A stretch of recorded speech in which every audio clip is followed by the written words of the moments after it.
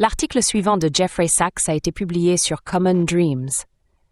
Sachs est le président du réseau de solutions pour le développement durable de l'ONU, et il a été conseiller spécial des secrétaires généraux de l'ONU Kofi Annan, Ban Ki-moon et Antonio Guterres.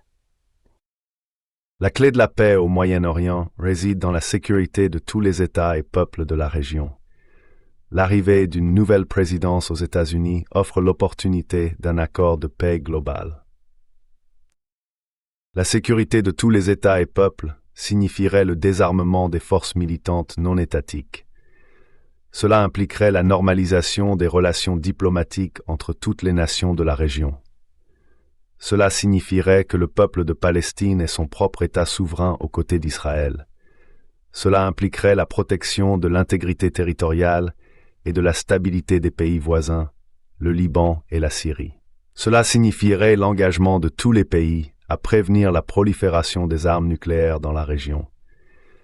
Et cela signifierait que toutes les sanctions économiques seraient levées dans le cadre de la normalisation des relations diplomatiques et comme un grand stimulant pour le développement économique. Un accord aussi complet serait dans l'intérêt de la sécurité nationale de chaque nation. Il permettrait à toutes les parties d'atteindre leurs objectifs légitimes.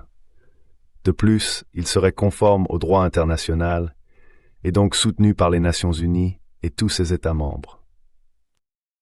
La grande majorité des gens au Moyen-Orient et dans le monde aspirent à la paix.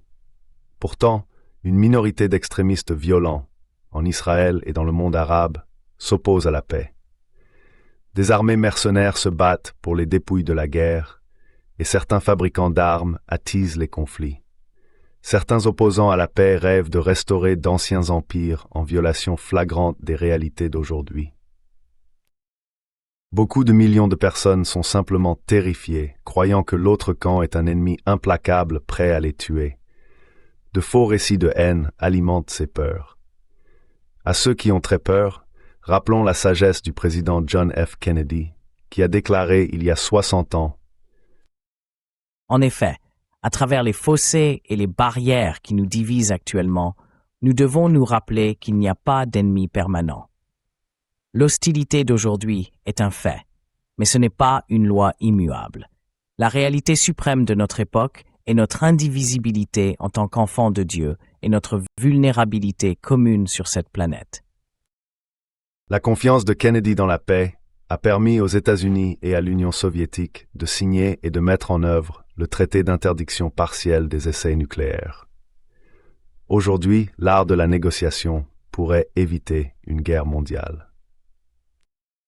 Le Moyen-Orient est connu comme le berceau de la civilisation en raison de son histoire vaste et unique et de ses contributions à la civilisation mondiale. Les trois religions monothéistes sont toutes nées dans cette région, et elles prêchent toutes et aspirent à la paix. Avec le Moyen-Orient aujourd'hui à un risque réel de conflagration nucléaire, le moment est venu pour un accord de paix global. Les dirigeants politiques et religieux du monde ont la paix à portée de main. Un accord de paix global en 2025 devrait inclure 7 mesures. Premièrement, un cessez-le-feu immédiat mandaté par l'ONU sur tous les fronts du conflit, y compris Israël, Palestine, Liban, Syrie, Irak et Iran, et la libération immédiate des otages et des prisonniers de guerre de toutes les entités. Deuxièmement, l'admission d'un État souverain de Palestine comme 194e État membre de l'ONU sur les frontières du 4 juin 1967 avec sa capitale à Jérusalem-Est, le retrait des forces armées israéliennes des territoires occupés en 1967, avec l'introduction simultanée de forces internationales mandatées par l'ONU et de garanties de sécurité pour protéger toutes les populations. Troisièmement, la protection de l'intégrité territoriale et de la stabilité du Liban et de la Syrie, ainsi que la démilitarisation complète de toutes les forces non étatiques et le retrait de toutes les armées étrangères des pays respectifs. Quatrièmement, l'adoption d'un plan d'action global conjoint, SCOA, mis à jour avec l'Iran, et la levée de toutes les sanctions économiques et autres contre l'Iran.